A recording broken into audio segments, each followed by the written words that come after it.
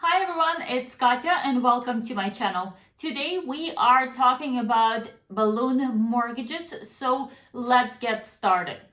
First of all, what is a balloon mortgage? Balloon mortgage works very similarly with interest-only mortgage. For a fixed period of time, for let's say 3, 5, 7, or 10 years, you have a small payments that are consisting mainly of the interest rate owed. And after the time frame is up, your full loan balance becomes due and payable as one installment, so as a lump sum. Balloon mortgages are great for someone who is not looking to build an equity in their home, who is looking to, let's say, live in this property for a few years and then either refinance it and get it, or sell the property and get something different. Or if you're planning to live in the city for not a long time, balloon payments is a great option to reduce your monthly housing expense. Now, for better understanding how the balloon payment works, let me compare the balloon payments with a standard mortgage payments. So in standard mortgage payments, the client pays a monthly payment consisting of PITI, principal, interest, taxes, and insurance. Principal, that's the amount that goes towards your loan balance. Interest, that is what bank charges you for giving you your loan. Taxes is property tax, and insurance is both homeowners insurance, and if you have a mortgage insurance in place, that will be the part of your mortgage payment as well. Now, with the balloon payments, it works a little differently because mainly for a few years of your fixed time frame, you are making interest only payments. You're not paying anything towards your principal, so you're not paying anything towards your loan balance. So your loan balance stays the same throughout the fixed period of time, and when the fixed period of time is up, your loan balance is due and payable in full.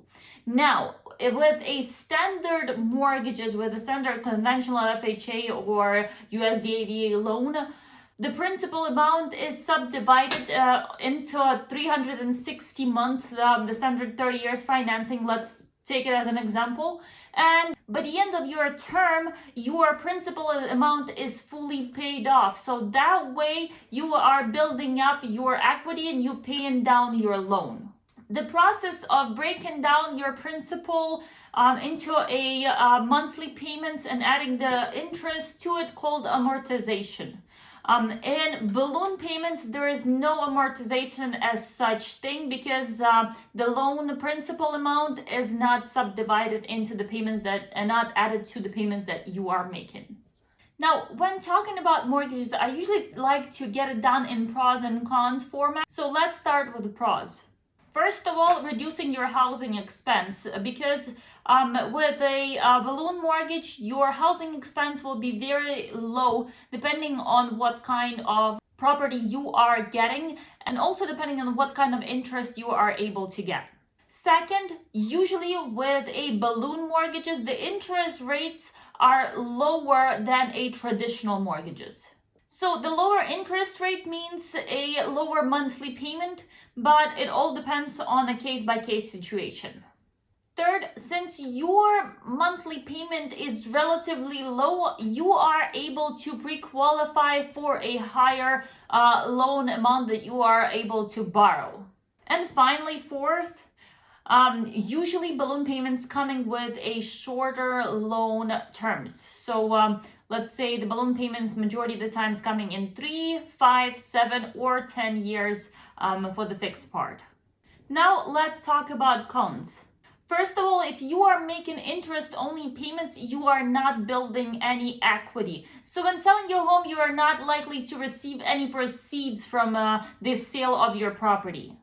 Second, you might get yourself into a negative amortization. For example, if today the market is in great condition and sitting very high up, in few years when your payment becomes due, the market might change, and in that case you will be upside down on the amount owed in comparison to the price of your home. So You might start building a negative amortization, which means that you will owe more money than your house is worth.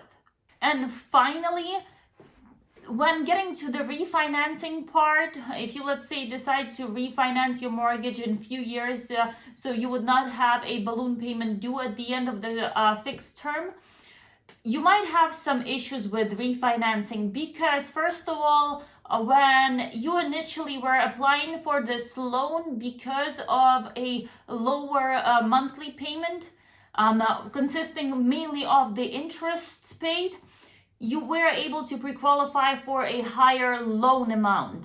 Now, when refinancing, you need to make sure that your income is sufficient enough to be able to afford a full payment on the home. And additionally, if you're upside down on the property, if the market is down, and you do not have any equity built in your home, you might not be able to refinance, and you might get yourself into a trouble with a balloon payment. The question that I got asked today is, should I get a balloon mortgage? Well, it really depends on the situation. It really depends on the person. If you're expecting to have a pay increase next few months or next year, if you're expecting to win a lottery or get a big bonus from work or have some inheritance, in that case, yes, balloon payment makes sense for you to get to reduce your housing expense for a short period of time. And then if you know for sure that you will get funds to pay your mortgage in full, it does make sense for you to get a balloon mortgage. If not, you should probably think twice before proceeding with a balloon mortgage. Thank you for taking time to watch this video. If you folks have any questions, please feel free to reach out to me or comment below, and I will be more than happy to assist you. If this information was useful for you, please click thumbs up and subscribe button so next time my video comes up, you will be notified. Thanks again for your time, and you folks have a great one.